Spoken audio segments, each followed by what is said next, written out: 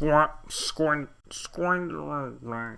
July Test got underway this weekend with Ireland's visit to South Africa, the headline. One of the most exciting summer clashes in years. And in our excitement, not only did we sit down and preview the first test in full, but we went one further.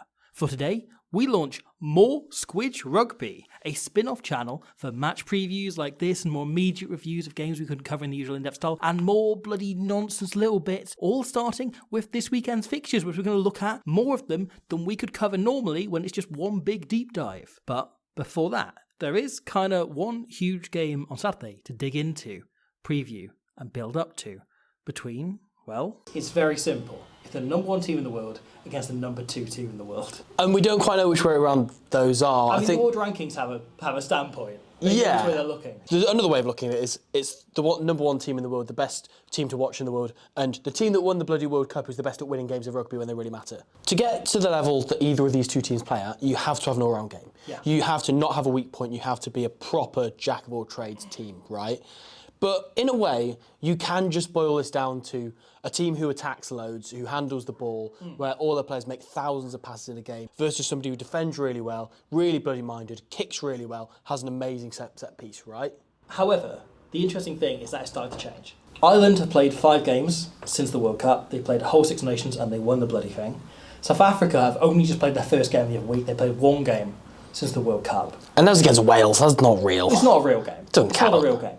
However, South Africa have had, I think, a very busy and very interesting off-season, a very interesting kind of 7 or 8 months since they last played. For one, Joe Naileb has gone to Ireland and is now working for a lot of these Ireland players, which, considering Razzie said that him and Jacques still speak most nights, they still speak most days, you know, they've been lifelong best friends. And they said he might come back. Yeah. They didn't say it, but we all know. That's an interesting theme in the background of him now having better intel on these players and how they're looking and how they're preparing. On top of that, South Africa have bumped Razzie back into the coaching position, back in the head coach position, and he's brought in some really interesting people around him.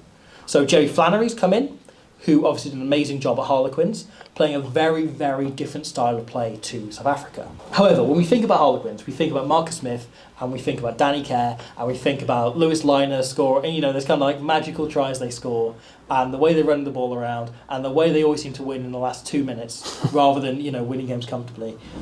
What we forget about, right, is that they have, I think, the second most effective scrum in the Premiership. They win the second most scrum penalties, and they're one of the most efficient at maul and breakdown as well. Yeah.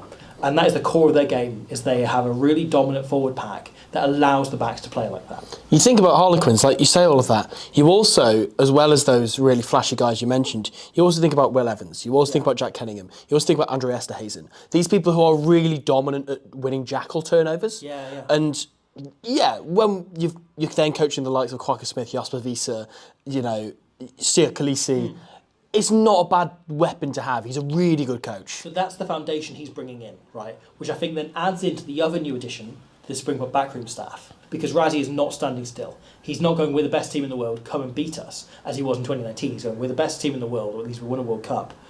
How can we get better? Yeah. And a big part of that is he's brought in Tony Brown as his new attack coach. So Tony Brown, for those unaware, won Super Rugby as head coach. Brilliant guy, was Jamie Joseph's kind of right-hand man the entire way, and then was brought in when he moved over to Japan.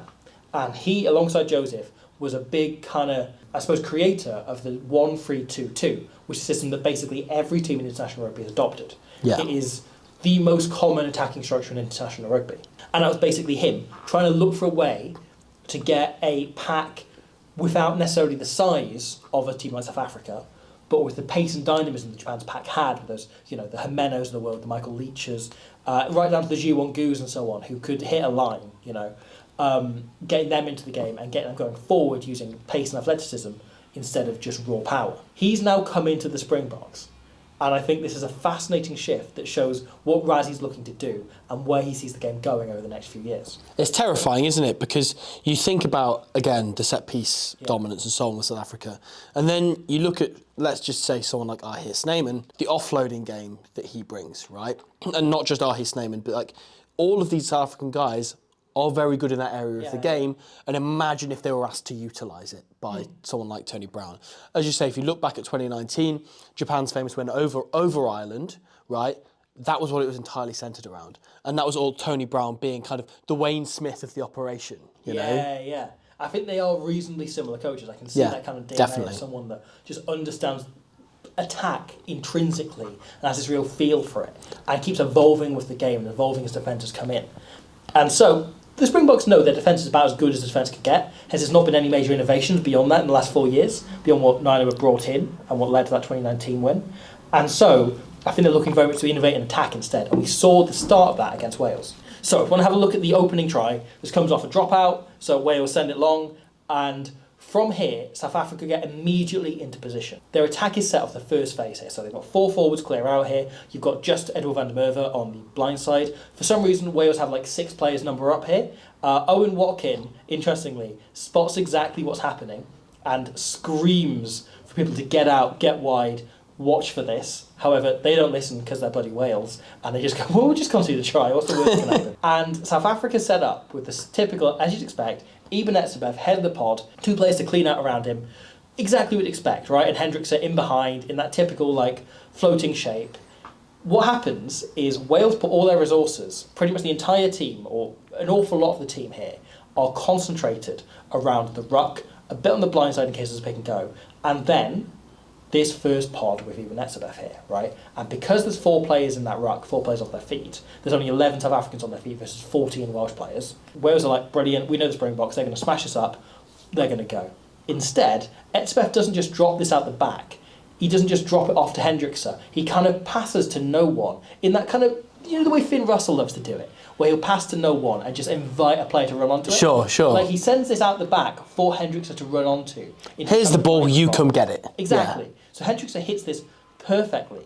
And we then see these players kind of explode into motion. You've got Quagga Smith as the edge forward, and otherwise it's just the backs, set in almost a forward pod shape, who then split off and become far more dynamic options. Jesse Creel's work here is absolutely brilliant. He wraps around so late, he's hidden completely. He comes into picture last second and explodes on the ball when he gets it. And this is one of those to look at if you're a kid watching at home, right?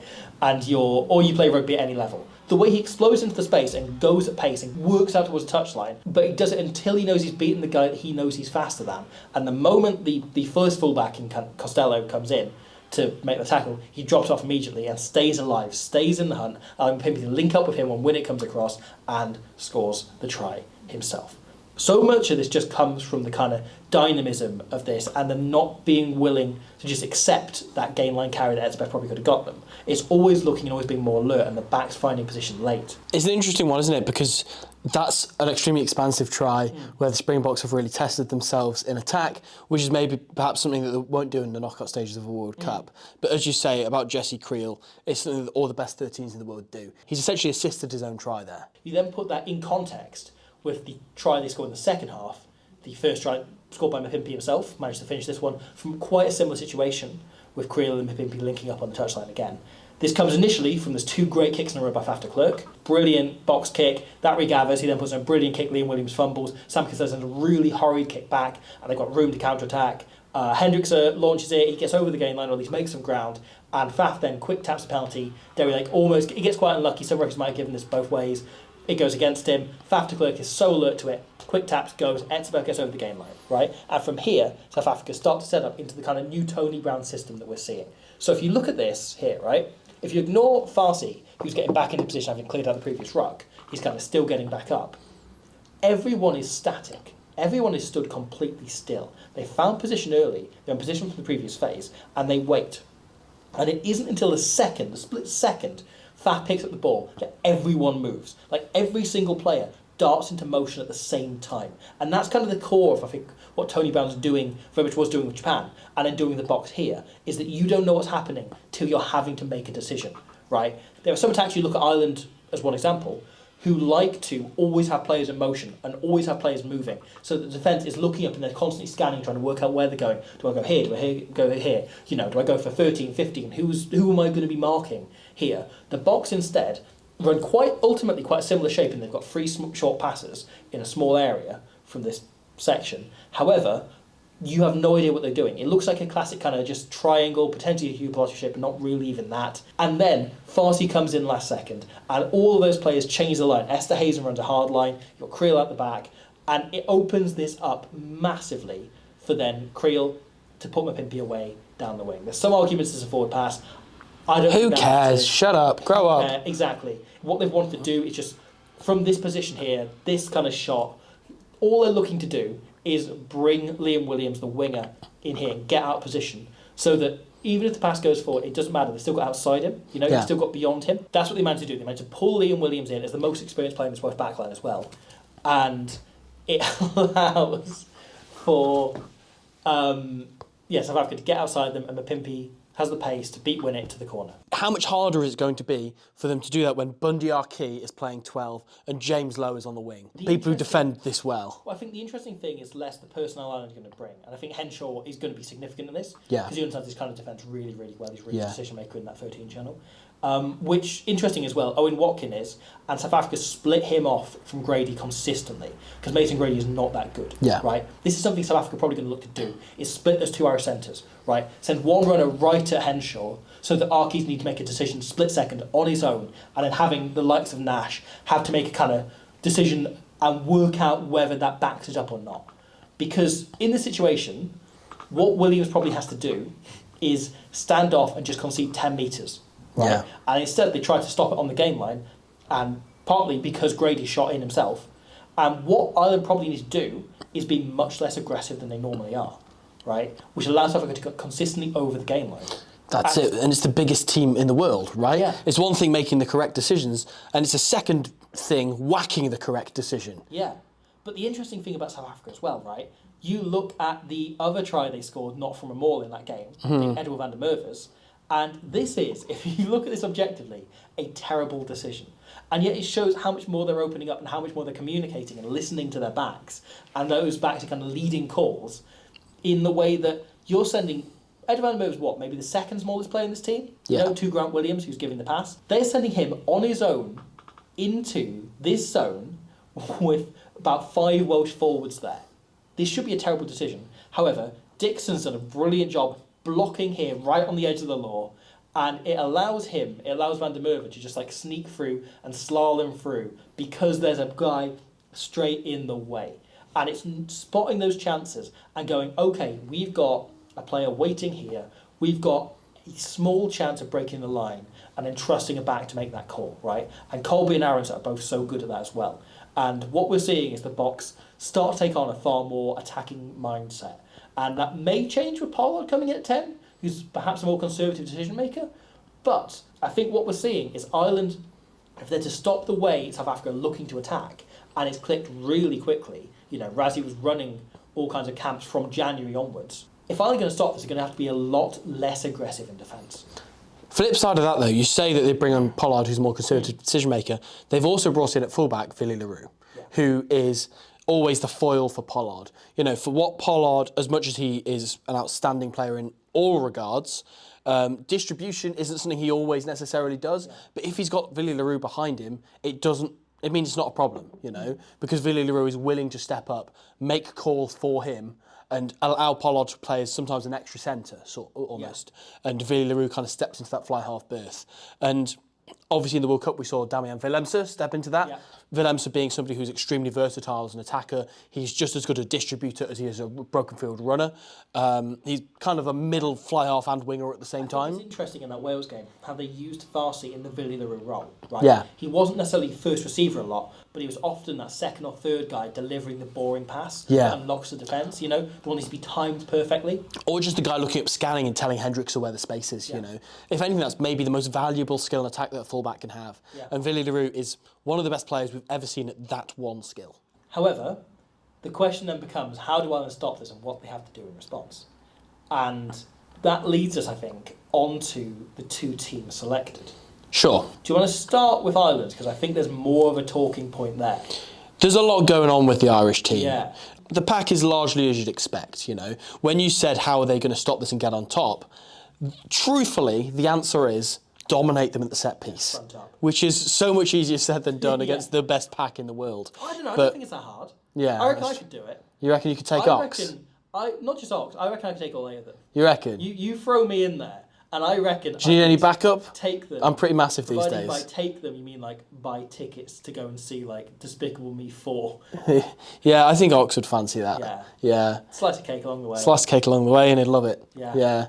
Maltesers on the counter. Yeah, exactly. If Ireland can get, and this sounds far-fetched, but then again, look at how dominant their scrum was in the Six Nations. Scrum parity, or better, which they'll be aiming for. They'll be aiming for scrum penalties against the best scrum in the world. It completely changes the game, because you look at, in the back line, they have about 1,000 kicking options out there, which, obviously, when you think about the Ireland back line, what you think of is their ball handling, it's their lines of running, right? But I think the biggest selection call of a lot of them is they've gone with Jamie Osborne at fullback on debut. He's usually an inside centre for Leinster, outstanding in the Champions Cup run, but not usually a fullback. So he's played 2 games for Leinster at fullback, plus 5 for the Ireland under-20s. He was a fullback who could play centre at age grade, and at senior rugby, he's become a centre who can play fullback. Yeah. And what this stinks off to me is, you remember a few years ago, 2019, when Joe Schmidt picked Robbie Henshaw at fullback against England. You read my mind. Owen Farrell and Henry Slade and Eddie Jones made him look like an idiot. He was constantly out of position. He was caught out constantly. He'd never played at this level. This is Osborne's first cap. Imagine you've never played international rugby before and they'll go, cool, how about you stand at fullback opposite Handré Pollard sticking the ball in the clouds? Imagine that's your first opportunity. And don't get me wrong, it's great. Like, I'd be like, yeah, sure, I'll happily take 1 cap for my country. But it's bloody difficult first act, as brilliant a player as he is. Way was throwing Jacob Beetham in a position he's never played at 10. Yeah, the other week against South Africa. Good luck, mate. Yeah, Osborne is a very good player. However, the question I think it raises is less how does South Africa exploit it, because that's pretty easy. You test him on the high ball and you stick it in the corners a lot and you force him to work and run around. And you force him as well. I think one of the core skills you need to be an international fullback that is the least discussed and yet the easiest to exploit, you look at Johan Uche in that same Six Nations 2019 being called out on this, is the communication with your back three, right? And be able to call for them to come and cover wherever. And has Osborne got that in him? The other, I think, most underappreciated skill of a fullback is ball retention. Because they will be sending Curtly Arlenster after him all day to chop his ankles and then get Peter Steph to toy over that breakdown, right? Smith. Or Quacker Smith, yeah, even better. Luckily, I think that's where Jamie Osborne will do really well. Yeah. I think that as long as he gets around the high ball thing, I imagine he'll be quite sound from there on out. Because in attack, he's fantastic. His vision is brilliant. He's got a really good left boot on him, and he's really strong in contact. Well, this is it, right? So if you look at the reasons they might pick Jamie Osborne at fullback, which I think is where you've got to get into. Yeah. Because obviously Keenan's unavailable, but the role Keenan normally plays in their attack is as a kind of second fly half, right? He comes in and he'll often distribute a bit, and he'll call plays if no one's up and around. If, previously Sexton and now Crowley are out of the game, he'd come in and he'd do a lot of that work. Yeah. Or he'd come in and he'd kind of slip in and give that like the Roux style pass. Osborne is not that kind of player, and he never has been for Leinster. He's been a far more hard-running, hits lines really well, really dynamic, almost more of an old-school fullback who comes in and hits lines, right? And that raises so many questions of how they're going to use him in attack. But as you say, the things that he does have are the ball retention and that big left foot. Yeah. Which him and James Lowe kick more than any of the fly halves of Leinster per game, or even Gibson Park in URC games. Like, they use those two players to boot down the field and kick long constantly. And so that becomes a handy weapon to use. It suggests to me Ireland are going to look to play a lot of territorial rugby. Yes, 100%. I'd like to show you, these are my notes about Kieran Frawley playing fullback. They're out the window. There's not only that, but there's also, at scrum half, with the absence of Jamieson Gibson Park, one of the best nines in the world, they have gone with Craig Casey. Yeah. I actually think for Ireland, if I was an Irish fan, I'd be thinking this is a blessing in disguise, right? Because as much as JGP is world class, they haven't really tested Casey. No. They basically just give him the Italy game every Six Nations, and that's kind of it. Yeah. However, now, you've got to prepare for... JGP's not getting any younger. You have to prepare for the next World Cup and think, if he goes down, who comes in? And Craig Casey is the next closest thing they have to JGP. His kicking game's really solid. He's got a really sharp pass on him. He perhaps doesn't have that skip pass that Gibson Park absolutely rinses, but he's really quick around the breakdown, loves to play fast, runs that support line really well, similarly to JGP. He's the next closest thing they can have, and I imagine he's going to play really well for them. And another thing that's really important, you look at Osborne, you look at Casey, they also have that left-footed kicking option. That you're not just relying on James Lowe anytime you're on the left-hand side of the pitch. And if you're on the right, brilliant, you've got Crowley, you've got Henshaw, great genuine kicking options, Frawley to come on as well. But with Casey on the left-hand side, you can potentially use James Lowe, his aerial threat a little bit more, get him chasing after kicks if you're going high in the air, get him in the air because he's so good in those scenarios. But now that they've got so many genuine options for both long kicks and high kicks, which in terms of fighting fire with fire, of what Andre Pollard's going to bring you, if they're really confident in the air and that starts working for them, they've got so many people who can execute that. Yeah. And I think the other thing, just on Osborne quickly, right? Yeah. Is Munster used Calvin Nash in that kind of role where Ireland used Keenan quite a lot. Yeah. So I wonder if he comes in, you almost have Osborne playing more of a typical winger role and chasing kicks a lot and being involved as a more like bashy out wide, like... Yeah, direct runner. Directly, exactly. Yeah. And you kind of find the composite parts of the team differently rather than simply going, well, he's gone out, so we find a like for like, right? Yeah. Just as you're saying about splitting it up and allowing James Lowe to play more of an aerial role. Yeah, and for instance, when they played Frawley in the Six Nations against Wales, they had often he would either shadow Crowley in the boot or he would manage one side while Crowley would do the other, right? And it makes you wonder that with James Lowe being essentially a second fly half, they might be looking to challenge Calvin Nash a little bit more, get him to step up to that role that Mac Hansen usually plays, and see if they can do that. And as you say, Jamie Osborne can step in. All of Ireland's backs can run any line. Hard line, line at the back, whatever. It's just what they're all used to. Same with Dan Sheehan and some of the forwards as well. All used to running those lines. Yeah. And that all comes down to the speed they play at. Yes. The speed into position that they get. Yeah. And again, I just want to touch on this guy, Craig Casey, right? And just how quickly he plays. Because if you look at, for instance, their game against Italy in the Six Nations. So if we look at this passage here, right, he is just constantly hitting the head of the pod on every single phase. Several phases in a row, he's just hitting the first man and they're crashing it up or going wide, whatever, right? Until eventually he hits Crowley. Crowley makes a lovely offload to Calvin Nash, who makes a brilliant carry, gets over the gain line. At which stage, James Ryan comes in, makes a fantastic clear out, right? And gets a push on Paolo Garbisi just to slightly disconnect him from Ange Capuozzo on the wing, not allowing Roux to fold around and push Garbisi out. So Craig Casey picks the ball up, and because he's just been hitting the simple option at lightning speed the whole time, Capuozzo, as soon as the ball is lifted, he suddenly just looks up at Sheehan on the wing, does not care about what's inside him. Instead, Casey double pumps the ball, really squares on Garbisi, who has no choice but to just mark him because Roux can't get on the outside there. Crowley hits a straight line, scores the try, clinically executed, all thanks to the tempo that Craig Casey set for them there. And it comes back to the almost Toulouse thing, right? Of those halfbacks play together all the time. Yeah. They play together for club and now for country. Yeah. And that gives you an added bonus when they're playing not just the kind of game management role, which is obviously useful, especially in the later stages, but that attack and them feeding off each other constantly. And yet, you talk about the speed of that ball. And I think that makes the team South Africa have selected even more interesting because they have gone for... It's largely the team that started the World Cup final. You've got, obviously, a few players who are on the bench coming in Villiers Roux and Oxon Shea, and most notably, Quagga Smith at 8. Now, I think there was a lot of talk in the lead-up of his Evan Rous's time. He had a good game against Wales. Or you've got endless other combinations you could have picked.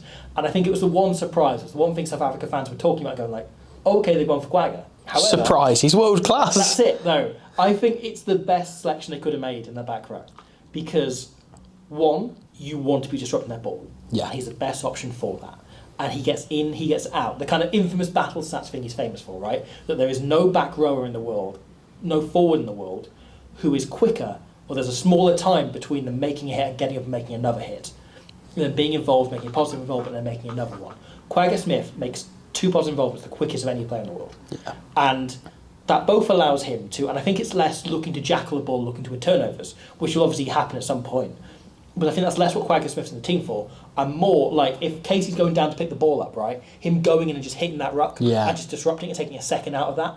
And then beyond that, also just like Andy Farrell was asked a few years ago, what's the most important part of attack? And he said, work rate. Yeah. And it's those players getting back up, getting back into line and being there, being constant threats in the South African players' eye lines, right?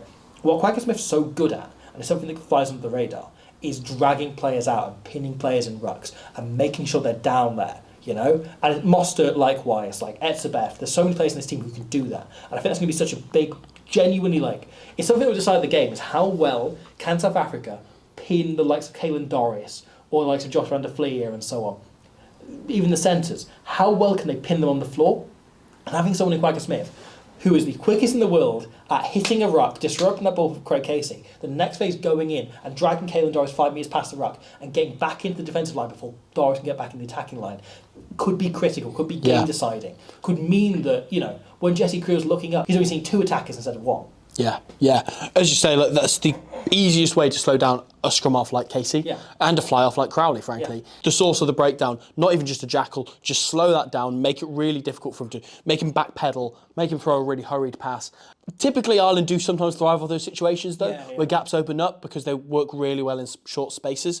But above all, right, if we really simplify the game of rugby, Quagga Smith is one of the few players in the world who will match Caelan Doris physically and is as much of a bastard as he is. And like that is the match of the weekend for me, is those two up against each other. I'm so excited. Particularly, I'm excited to see what damage Quagga Smith can do to this Ireland team if they're in full flow. Yeah. You know, I think you can tear that apart. He's the player I'm most excited about watching this weekend. He's the kind of one to watch for me. And if I were to do the same, like, we've not talked about him at all, but like, how unbelievable has Andrew Porter been all year? Yeah. You know, like, I love watching that guy play, his ball carrying, his scrummaging, and I just have this sneaky feeling that destructive scrummaging he has, he's going to really want to impose that on the best tight head in the world for the last half a decade at least. It's really telling and exciting about what this series is going to bring. The player we're both most excited about watching is someone that can disrupt the best attribute in the world that the other team has. Yeah. You know, the best scrum in the world, the best breakdown in the world, the best attack in the world. Arguably, you know, the All Blacks are also up there. I think that's really exciting. The fact that we've got teams who can tear each other apart and open it up and become such a tight and exciting test. They'll both be so confident going into it. Yeah. And I'm not saying we want both of those games to be spoilt, but also it's good drama, isn't it? Open. Yeah. And I think there's real possibility for anything to happen in this game. Yeah, I'm buzzing for it. So if Ireland win by 16 points or more, they go to top in the world. Okay. If any other result in South Africa remain top, however, they are very much looking to get revenge for that game in the World Cup. I think people are underrating how angry about that South Africa have been, seemingly, how much they've talked about this game for months back. Yeah. I'm really up for this, and I think there's a chance that South Africa come out with a kind of emotional heft that can catch Ireland off guard. It's not often someone wins a World Cup and then like 2 games later they're like, we're out for revenge, is it? Exactly, yeah. But that's South Africa. That's what Rassie brings to this team. It does. You know, he's so good at emotionally motivating his players. And Farrell, on the other hand, I think he's a brilliant game manager, but he's someone that keeps everyone level and stops anyone from losing their heads. Yeah. You know, so it's all execution under pressure, isn't it? Very rare that an Irish player loses their head or ever becomes like, you know, looks emotional on the pitch because they're kept level. Where South Africa, Rassie goes in the complete opposite direction, likes to have everyone hyper and emotional and on it and dying and willing to like fight for everything they're given, and I think that leads to a brilliant matchup as a neutral. Yeah, 2 very, very different teams. It's difficult to separate them. It's going to be a belter. Absolutely, I can't wait. Brilliant. Thank you for watching that. I hope you enjoyed it. As I say, there's a new channel, a second channel, more Squid Rugby. Please have a look at that. Click on the link on the screen right now or subscribe. It's in the description, all sorts. As I say, we just want to do more kind of different things and look at more games and cover more stuff because it's not always possible with the length of time it takes to make these videos. We're going to start with a huge deep dive we did on the Women's Six Nations, huge review of that, which we finished way too late after the tournament and had nowhere to put. So that's going up tomorrow. We're going to put some more stuff over the weekend, some more bits and pieces. That's all going to be going up very soon. Please subscribe, have a look around, and have a bunch of nice times when we look at more rugby.